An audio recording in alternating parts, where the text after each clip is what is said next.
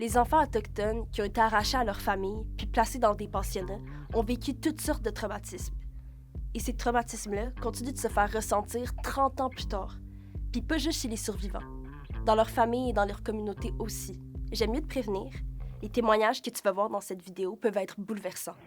J'ai pas eu d'amour au pensionnat. On ne s'en donnait pas. Et qu'est-ce que j'ai fait quand j'ai eu des enfants? J'en ai pas donné. J'étais pas capable de donner de l'amour. Certains élèves autochtones qui ont subi de la violence en pensionnat ont eux-mêmes développé des comportements violents une fois qu'ils étaient devenus adultes.